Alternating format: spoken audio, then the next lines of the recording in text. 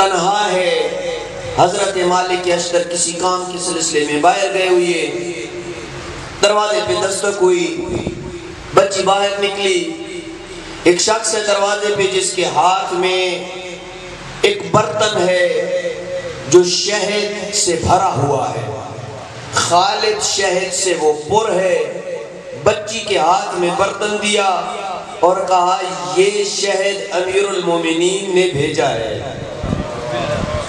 بچی نے شہد دیا. بسم اللہ امیر المومنین کی طرف سے, گویا کہ اپنے لفظوں میں کہا ہو کہ نیاز آئی ہے, مولا کا لنگر ہے. لے کے بچی اندر گئی. تھوڑا سا بچی نے شہد کھایا. مالک اشتر گھر آئے. بچی بڑی خوش ہے. کہا بابا آج تو امیر المومنین کے گھر سے امیر المومنین نے اپنی طرف سے ہمارے لیے کوئی تحفہ بھیجا ہے, گفٹ بھیجا ہے. یہ دیکھیے یہ برتن ہے جو خالص شہد کے ساتھ لبریز ہے, چھلک رہا ہے شہد کے ساتھ, اور میں نے تھوڑا سا شہد کھا بھی لیا ہے. مالک اشتر جو کہ امیر المومنین کو جانتے تھے, کہا یہ کس امیر المومنین کی طرف سے ہے پتہ ہے تجھے؟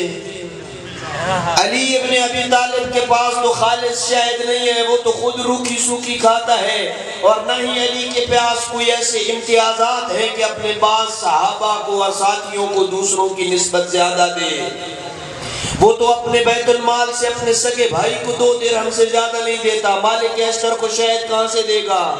میرا بیٹا یہ علی کی طرف سے نہیں ہے, یہ فلاں کی طرف سے ہے جو ہمیں شہد کھلا کے علی کے رستے سے ہٹانا جاتا ہے. سمجھ گئے نا؟ بچی روئی کہ میں نے یہ کیا کیا, مجھے پتہ نہیں تھا, میں نے شہد کھا لیا. مالک اشتر نے بچی کو تسلی دی کہ تم ابھی سن تکلیف تک نہیں پہنچی ہے, بالغ نہیں ہے, تجھے پتہ بھی نہیں تھا اور تیرا کوئی قصد بھی نہیں تھا. تو سمجھی کہ امیر المومنین سے مراد علی ابن ابی طالب ہے اور تو نے تو کھا لیا, کوئی حرج نہیں ہے. لیکن بچی کو دلی طور پہ اطمینان نہیں آیا. بچی دوڑی اس طرف جہاں کچن تھا, مطبخ تھا. بچی نے چھری اٹھائی اور وہ انگلی جس سے اس نے شہد کھایا تھا کاٹ دی. چیخی شدت درد سے.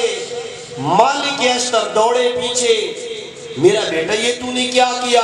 میں نے سمجھایا بھی تھا, تجھے پھر بھی اطمینان نہیں ہوا. سنیے گا مالک اشتر کی بیٹی نے کیا جملہ کہا.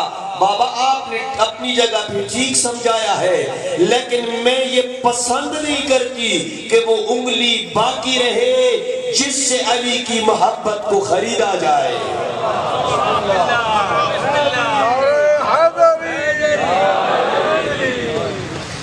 جس انگلی سے علی کی محبت کو خریدنے کی بیٹا بیٹھ جاؤ, بیٹا بیٹھ جاؤ, یہ بیٹھ جاؤ.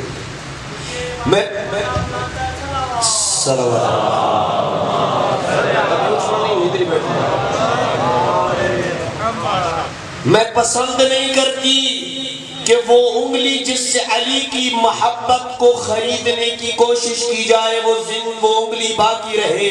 مالک اشتر نے بچی کو سینے سے لگایا, زمین پہ کٹی ہوئی انگلی کو اٹھایا, آگے مولا علی کے محضر میں سارا ماجرا سنایا. کہا کٹی ہوئی انگلی کہاں ہے؟ مولا نے کٹی ہوئی انگلی پکڑی, جہاں سے انگلی کٹی تھی نا وہاں سے انگلی کو جوڑا, اپنی ابا سے لپیٹا, زبان سے کچھ کلمات ادا کیے. یوں ہی کلمات ختم ہوئے, ابا ہٹی, ایسے لگتا تھا جیسے انگلی کٹی ہی نہ ہو. ایسے ہو گئی جیسے انگلی کٹی ہی نہیں تھی. اور کیا خوبصورت جملہ اس کے بعد میرے کائنات کے امیر امام نے ارشاد فرمایا. کہا مالک ان لنا اقواما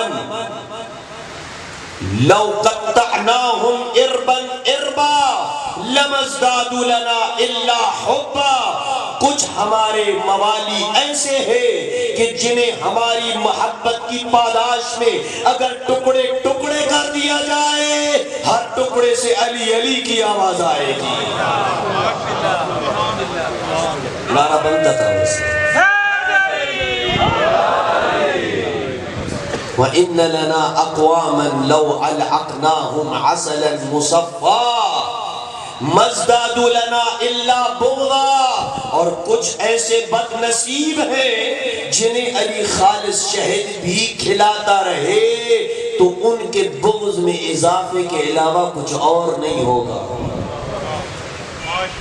یہی تو وجہ ہے کہ امیر المومنین نے نہج البلاغہ میں بھی یہ ارشاد فرمایا، اگر میں اپنی تلوار مومن کی ناک پہ رکھ کے رگڑوں اور اس سے مطالبہ کروں کہ مجھ سے محبت چھوڑ دے، وہ کٹ جائے گا، مٹ جائے گا، سولی پہ چڑھ جائے گا، لیکن مجھ سے محبت کو نہ چھوڑے گا۔ لیکن اس کے برعکس منافق اگر اس کے قدموں میں کائنات کے خزانے ڈھیر کر دوں اور اس سے کہوں کہ مجھ سے محبت کر، تو وہ مجھ سے سوائے بغض کے کچھ اور نہیں کرے گا۔ تو یہ پہلا موقع جب مالک اشتر جب امیر المومنین کو یمن کی طرف روانہ کیا، پورے کا پورا قبیلہ ہمدان علی کے ایک خطبے کے نتیجے میں مسلمان ہو گیا۔ امیر المومنین واپس آ گئے۔ کچھ دن گزرے کہ بنی ہمدان کا ایک وفد علی ابن ابی طالب کے پاس آیا اور پیغمبر کی خدمت میں حاضر ہوئے کہ یا رسول اللہ، اسلام تو ہم نے قبول کر لیا، ابعث فینا من یفقہنا فی الدین، ہماری طرف کوئی ایسا بندہ بھیجے جو ہمیں دین کے حلال و حرام سکھائے، دین کی تبلیغ کرے، دین سے خود بھی آشنا ہو اور ہمیں بھی دین کے متعلق بتائے۔ یہاں رک کے یہ جملہ کہتا چلوں کہ مبلغ کی پہلی صفت یہ ہے کہ وہ خود دین شناس ہونا چاہیے۔ اس منبر کے اوپر آنے والا مبلغ، اس منبر کے اوپر آ کے سید الشہداء، ان کے آباء و اجداد، ان کے اولاد اطہار کے فضائل اور مناقب کو بیان کرنے والا ایسا ہونا چاہیے جو دین شناس ہو۔ اور ادھر آنے والا اگر خود دین کی الف بے سے آگاہ نہ ہو تو وہ تجھے کیا دین دکھائے گا، وہ تو تیرے دین کا ستیہ ناش کر کے چلا جائے گا۔ اور یہی ہو رہا ہے آج کل، اس لیے کہ آپ کے ہاں ابھی تک محراب کی شرائط محفوظ ہیں لیکن منبر کی شرائط محفوظ نہیں ہے۔ ایسی ہے نا، یا فرض کریں یہ مسجد ہے، اس میں ایک مولانا صاحب نماز پڑھاتے ہیں، آپ نہیں جانتے اس مولانا کو، اہل محلہ نے ان کو مقرر کر رکھا ہے کہ وہ نماز پڑھائیں، کیا یہ آپ کے لیے درست ہے کہ آپ یہاں سے گزر رہے ہوں گے اپنی گاڑی پہ، مسجد کا بورڈ دیکھیں، رک جائیں، اندر آئیں، امام جماعت کرا رہا ہو، آپ کے لیے یہ شرعی حوالے سے درست ہے کہ اس امام جماعت کے پیچھے نماز پڑھیں؟ آپ نہیں جانتے اسے۔ ایسا پیش نماز کہ جو مجہول الحال ہو، اس کے پیچھے جب تیری نماز نہیں ہوتی تو ایسا مبلغ جو دین شناس نہیں ہے وہ تجھے دین کیا سکھائے گا؟ کسی ایرے غیرے کے پیچھے نماز پڑھ لیتے ہیں؟ ہاں جی، پریشان ہو گئے۔ جو پریشان نہیں ہے ذرا بلند آواز سے صلوات بھیج دیں۔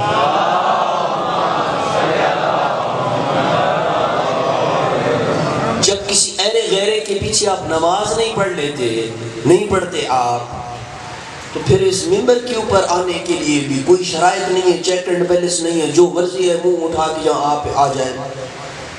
دنیا میں کہیں بھی چلے جائیں وہاں پہ اس منبر پہ وہی آتا ہے کہ جو دین کو سمجھتا ہے، عالم دین منبر پہ آتا ہے۔ یہ عجیب حکمت ہے ہمارے ملک میں اور پڑوسی ملک میں کہ یہاں پہ کوئی پوچھنے والا نہیں ہے، جو مرضی آ جائے، جو مرضی ہے دین کے خلاف اپنی مرضی کی باتیں کر کے چلا جائے، جس کا دین سے کوئی لین دین نہیں ہے وہ کہہ کے چلا جائے اور میری غریب عوام نیچے سے نعرے لگا کے چلی جائے۔ ایسے نہیں ہے۔ فرمایا ابعث فینا من یفقہنا فی الدین، اے رسول خدا یمن میں ہمارے لیے تبلیغ کے لیے ایسے بندے کا بندوبست کرو جو دین شناس ہو۔ پس مبلغ کی پہلی صفت یہ ہے کہ وہ خود دین جانتا ہو، اور یہ تیری اور میری ذمہ داری ہے بانیان کی ذمہ داری ہے کہ اس ممبر کے اوپر، یہ ممبر درسگاہ ہے، درسگاہ میں ایسا بندہ نہیں بیٹھتا جو جاہل ہو۔ درسگاہ میں جاہل بندہ بیٹھتا ہے؟ یہ آپ کے پڑوس میں ایک درسگاہ ہے، وہاں پہ جاہل بندے بیٹھے ہیں، علوم آل محمد کے علوم جاننے والے بیٹھے ہیں، طلبہ بیٹھے ہیں، علماء کرام بیٹھے ہیں، مولانا حضرات بیٹھے ہیں۔ تو یہ ممبر جو ہے یہ درسگاہ ہے، یہاں پہ جاہل کو کیوں آنے دیتے ہیں؟ یہ کس کی ذمہ داری ہے؟ یہ تیری ذمہ داری ہے، یہ بانیان کی ذمہ داری ہے۔ میں ایک جگہ ٹریول کر رہا تھا، واقعاً شرم سے میرا سر جھک گیا جب مجھے ایک بندے نے یہ جملہ کہا۔ گانا لگا ہوا تھا، میں نے اس سے کہا بند کرو گانا، تو وہ دوسرے مذہب سے تھا، اس نے کہا کہ کیوں بند کریں؟ میں نے کہا ناجائز ہے گانا، حرام ہے گانا سننا۔ کہا آپ یہ نہیں سنتے لیکن اس جیسا آپ مجالس میں سن لیتے ہو تو وہاں تو آپ کچھ نہیں کہتے۔ یہ کتنی توہین ہے اس ذکر مقدس کی کہ غیر ہمیں یہ کہیں کہ تم آپ اس جیسی طرزیں وہاں سن لیتے ہو، محظوظ ہو جاتے ہو، لطف اندوز ہو جاتے ہو، ہم یہ سن رہے ہیں آپ یہ سن رہے ہیں، کیا فرق ہے؟ میرے پاس کوئی جواب نہیں تھا۔ میرے عزیز، میرے دوست، چیک کرنٹ بیلنس ان کے بیٹھے بیٹھتے جی ایک پی ایچ ڈی شخص آل محمد کے خلاف بولے، وہ کیا چیز ہے؟ جی پی ایچ ڈی لوگوں کو میں نے سننا ہے آل محمد کے خلاف بولتے ہیں، اس سے بہتر ہے ان پڑھ آدمی جو علی علی کرے سچے دل۔ بیٹھ جائیں۔ پی ایچ ڈی افراد، میں کسی خاص فرقے کی